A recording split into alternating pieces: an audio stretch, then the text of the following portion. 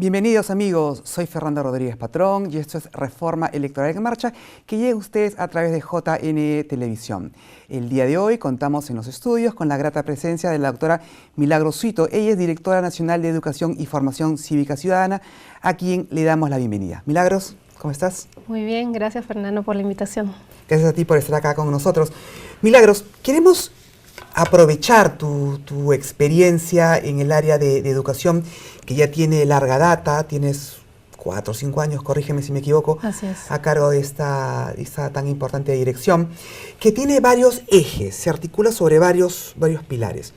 Tema de mujeres, tema de jóvenes, y uno sobre el cual te propongo conversar el día de hoy, es el tema de cuota nativo campesina. Así es.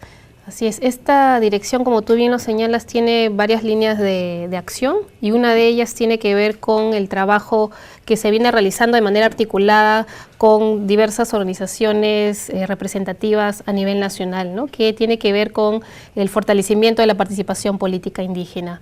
Es un tema yo creo que importante, además porque ya desde los años 90, especialmente, muchos movimientos indígenas incursionaron en la arena político-electoral.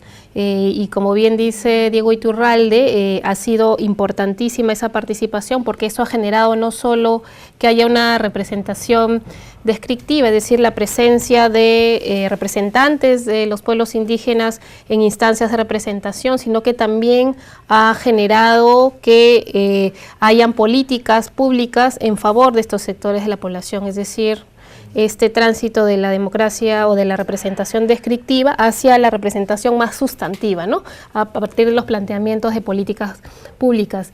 Y en ese sentido, en el caso peruano hemos tenido también muchos avances, retrocesos en torno al reconocimiento de los derechos de los pueblos indígenas. Tal es así que en realidad el reconocimiento de la ciudadanía para este sector de la población es relativamente reciente, ¿no? A partir del año 79, de la Constitución de 1979, es que se reconoce el sufragio universal y por tanto este sector de la población ha podido ejercer su ciudadanía, ¿no? De tanto como candidatos, pero también votar y elegir a sus representantes. A partir del 7-9 votan los analfabetos. Así es, y muchos de los analfabetos, dicho sea de paso, eran en su mayoría población indígena, ¿no?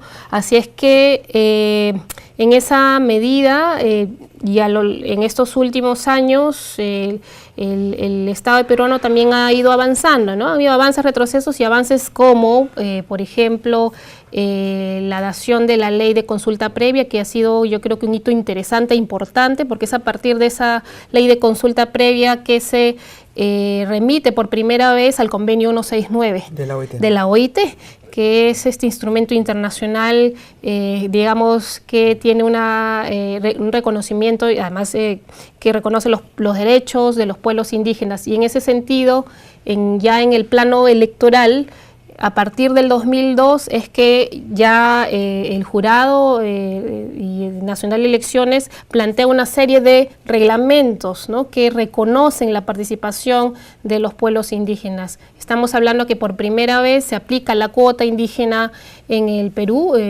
a partir del 2002 hasta la fecha, pero esta cuota, que es una medida de acción afirmativa, que lo que está buscando es generar, digamos, equidad en términos de participación política de este sector de la población, es que, bueno, ha tenido algunos, yo creo que avances importantes, porque es innegable también comentar que a partir de la cuota es que se incrementó la presencia de representantes a nivel subnacional, porque vale la pena decirlo, la cuota en el caso peruano es un mecanismo de acción afirmativa, pero que se aplica solo a nivel subnacional.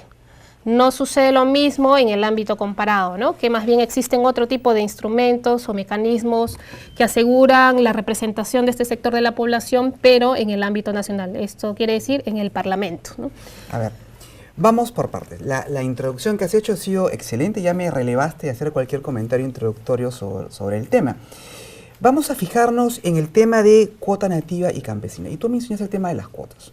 hablarse como una acción de afirmación positiva, pero tienen un objeto. Las cuotas, desde mi punto de vista, tienen por finalidad posicionar, visibilizar aquellos sectores normalmente excluidos en un tema electoral como, por ejemplo, las elecciones subnacionales. La cuota de comunidades nativas y campesinas no se aplica en todas las elecciones. Se aplica únicamente para las elecciones regionales y municipales a nivel provincial. ¿Cuál es tu opinión al respecto? ¿Debería ampliarse también a elecciones congresales, por ejemplo? Bueno, es una buena pregunta porque lo que hemos estado discutiendo a lo largo de estos últimos años es justamente la eficacia o la efectividad de la cuota como un mecanismo para favorecer la participación política indígena en nuestro país. Hay que reconocer sin duda el avance sustancial, ¿no? Es decir, en los últimos procesos electorales, debido además a la ampliación que hizo el jurado de la cuota electoral de 30 a 92 provincias y de 13 a 18 departamentos, ha significado un avance sustancial. Pero también es importante decir que, claro, si bien es cierto, ha significado un avance sustancial en términos de presencia de miembros o representantes de los pueblos indígenas, esto no ha sucedido en todos los niveles, porque la cuota, como bien señala, solamente se aplica en el ámbito subnacional, pero a nivel regional y provincial, no a nivel distrital ni congresal.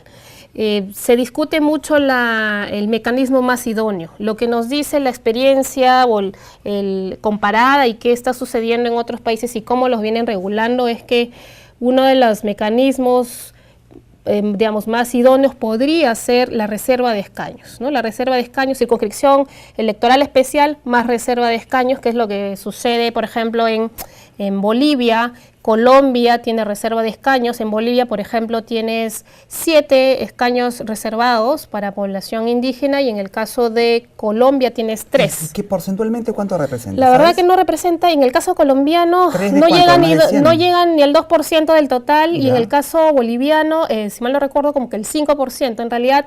Igual sigue siendo poco. Sí, sigue siendo poco. Pero claro, a diferencia, por ejemplo, de Colombia, Colombia tiene más de 100 pueblos indígenas, ¿no? Y el Perú tiene, claro, 100 pueblos indígenas, pero numéricamente el Perú ocupa el segundo lugar después de Bolivia. Después de México. Sí, en Latinoamérica. Incluso en Latinoamérica, después de México, según el informe de la CEPAL, que señala que somos más de 7 millones de población indígena. Así es que en términos numéricos somos más, pero en términos de pueblos indígenas tenemos 55 pueblos reconocidos aquí en el país.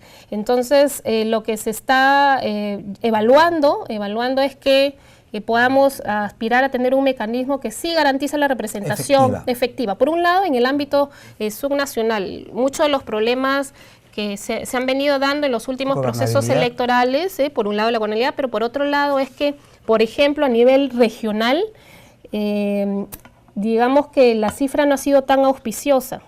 En este último proceso electoral, por ejemplo, hemos tenido solo 16 consejeros regionales elegidos. ¿Y cuántas consejerías regionales hay? 25 departamentos, un mínimo de 7 consejeros regionales, un máximo de 25. Claro, no llegas ni al 15%. No, muchísimo menos.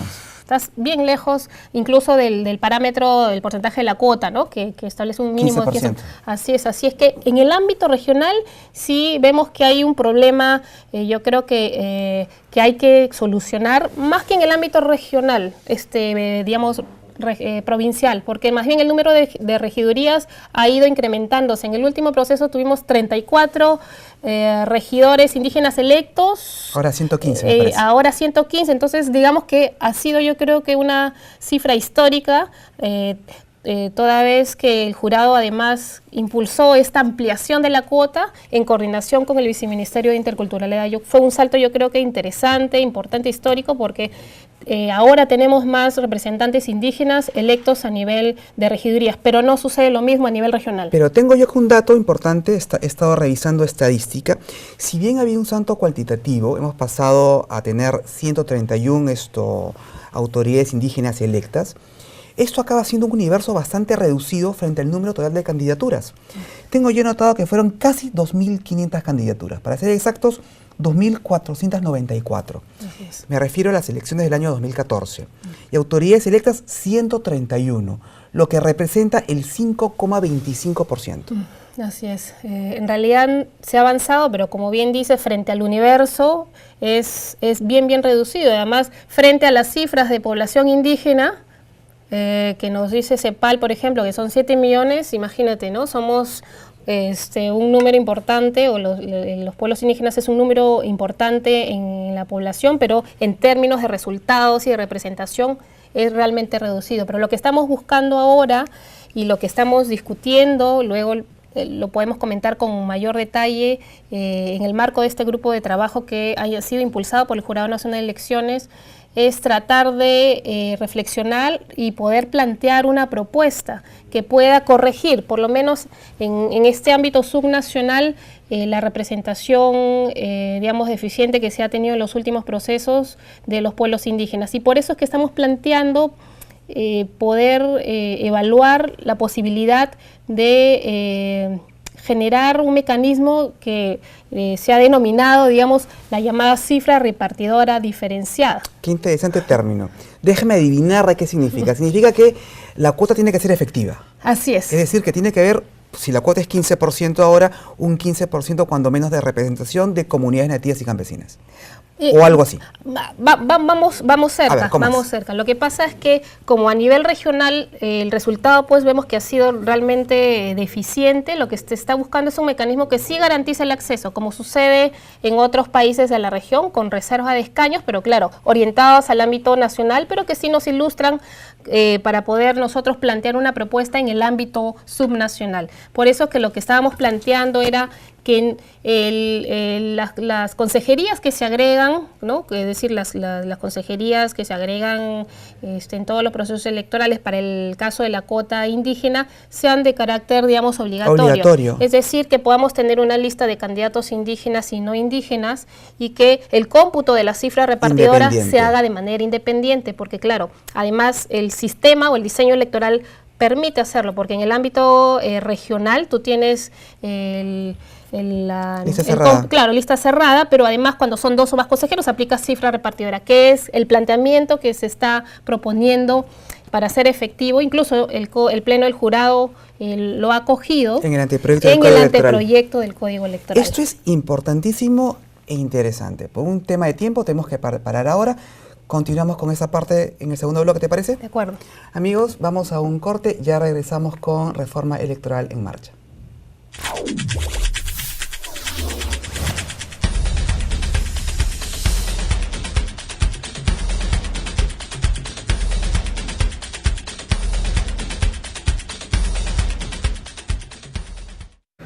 Amigos, continuamos en Reforma Electoral en Marcha.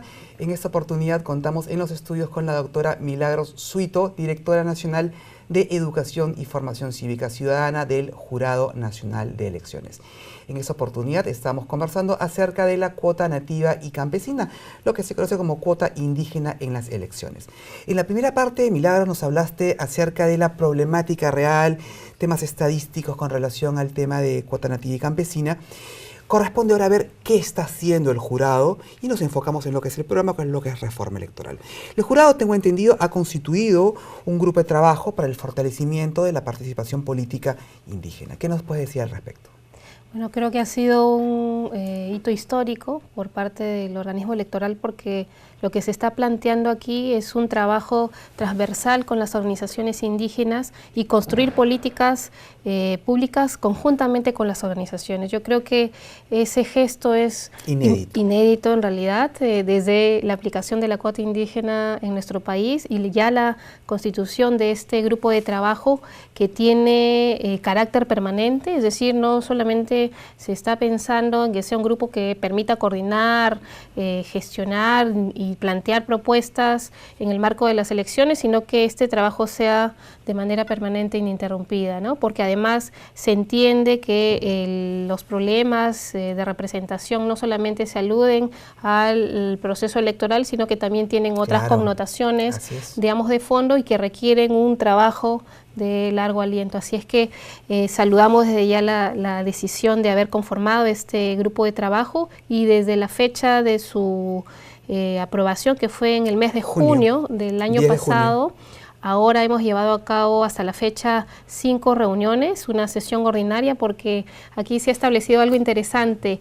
La conformación está, si bien es cierto, está impulsado, presidida por el Jurado Nacional de Elecciones. Hay una vicepresidencia que Antolín Huáscar de la CNA, que es el líder representante de esta organización indígena, así es que la dinámica de trabajo es bien interesante, ¿no?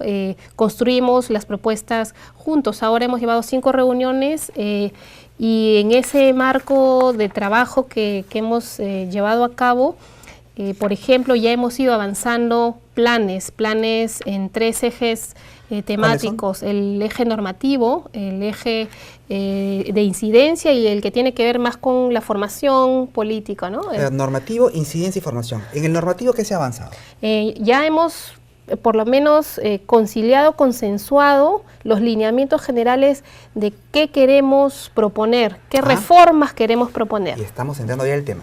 Así es que ya, digamos, ponerse de acuerdo, porque también cada organización indígena tiene un aporte importante que hacer y una visión, distinta, ¿no? Distinta. Así es que la última reunión, que fue en diciembre del año que pasó, ya llegamos a un consenso, yo creo que importante, sobre a dónde queremos ir con las reformas. ¿Y se puede saber por dónde se está orientando la reforma? Sí, en realidad, a partir de los problemas identificados y que las mismas organizaciones también han aportado estos problemas a nivel especialmente subnacional. Por eso es que se ha planteado en la discusión poder modificar y plantearlo, y además incorporar en el código electoral la llamada cifra repartidora diferenciada. De lo que me comentaste en el primer bloque. Así es. En esa medida lo que se está buscando es que pueda hacerse un cómputo diferenciado para asegurar que al menos hayan, digamos, un número de representantes que realmente resulten electos, ¿no? Porque lo que sabemos que lo que pasa con las cuotas es que como el orden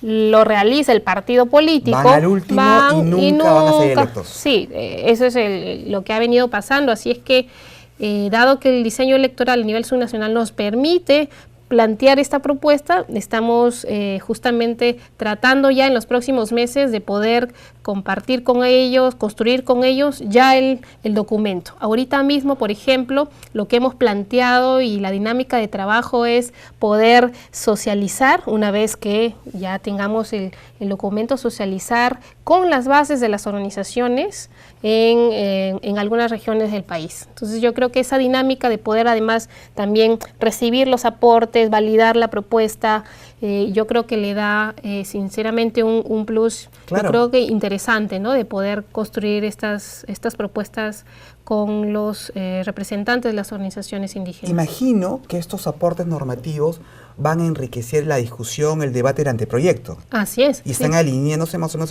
dentro de la perspectiva que establece el jurado en el anteproyecto, que ya está prepublicado incluso en la página web. Así es, porque hemos tenido en cuenta, justamente por el horizonte y de la discusión que también se está llevando a cabo en el Congreso, y que el jurado ya ha prepublicado el anteproyecto para que cualquier ciudadano pueda hacer sus comentarios. Ya las organizaciones indígenas están preparando un documento que va a ser remitido también al Pleno del Jurado Nacional de Elecciones para que puedan incorporar esta propuesta, que ya incluso ya la tienen incorporada, pero validar, apoyar, ¿no? La propuesta que el Pleno ha incorporado, y también algunos otros comentarios o sugerencias que puedan también plantearse. Por ejemplo, en el tema de financiamiento, a ellos les interesa mucho también poder aportar, no solamente claro, en el ámbito, digamos, de la representación política indígena, sino también en otros aspectos que tengan que ver con la reforma electoral.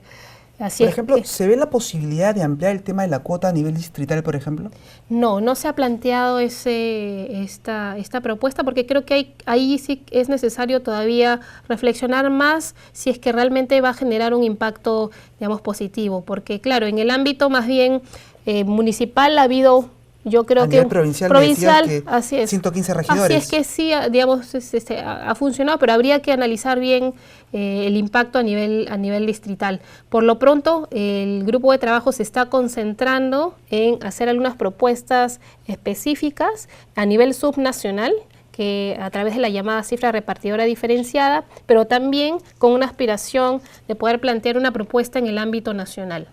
es decir, que haya algún mecanismo de representación, puede llamarse cuota, reserva de escaños en comisión electoral especial, que eso justamente es parte de un proceso todavía de discusión con las organizaciones ya al Parlamento, ¿no? Es decir, que haya representación efectiva en el Parlamento de la República, que es lo que no tenemos regulado, como sí sucede en la experiencia comparada. Yo tengo acá, hice la tarea y tengo registrados, por supuesto me puede faltar alguien, solamente 6 congresistas autodefinidos por ellos mismos como nativos, que fueron Paulina Arpasi, de la Nación Aymara, año 2001-2006, Hilario Supa, 2006-2011, Tania Pariona, 2016-2021 actualmente, Claudia Coari, 2011-2016, María Sumire, 2006-2011, esos últimos, Nación Quechua, y uno solo de la Nación amazónica, que es Nayab. Nayab, sí. El único. Así es, y con voto preferencial, ¿no?